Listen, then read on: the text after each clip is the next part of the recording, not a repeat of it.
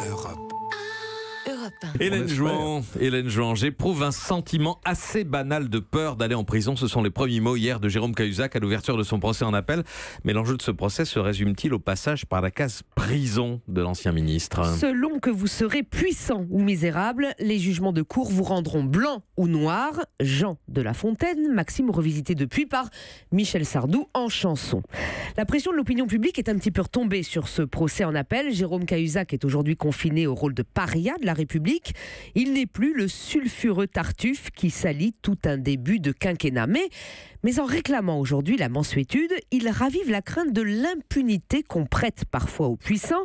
La condamnation en 2016 par la Cour de justice de la République de Christine Lagarde, elle-même ancienne ministre, pour négligence dans sa gestion de l'arbitrage de l'affaire Tapie, mais dispensée de peine, a nourri encore récemment ce soupçon. Jérôme Cahuzac a donc expliqué avoir fait appel car il craint la prison. Est-ce qu'il est sûr d'y échapper? Absolument pas. Thomas Thévenoud, monsieur phobie administrative, vient tout juste, lui, de voir sa peine alourdie en appel.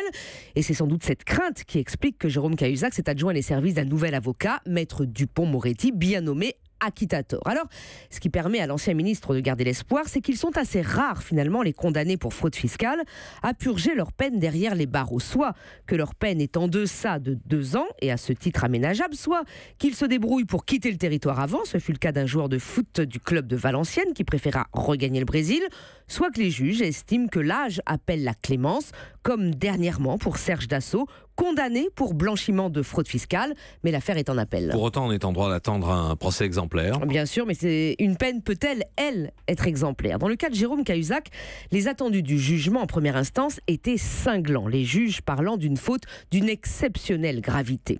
Alors la justice doit continuer à appliquer pour lui, délinquant en col blanc, le même droit qui prévaut pour la délinquance de droit commun, ni plus ni moins bien sûr, pour que le sentiment de justice ne fasse pas défaut.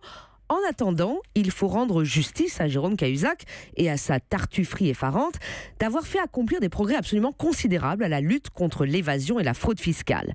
Création de la Haute Autorité pour la transparence de la vie publique, d'un parquet national financier avec sanctions alourdies pour les fraudeurs ou encore d'une agence française anti-corruption. Alors ça ne saurait suffire comme peine, mais être à ce point l'illustration du name and shame que le gouvernement entend généraliser pour les fraudeurs donne déjà un peu le sentiment qu'une partie de la justice a été rendue. Europe. Europe 1.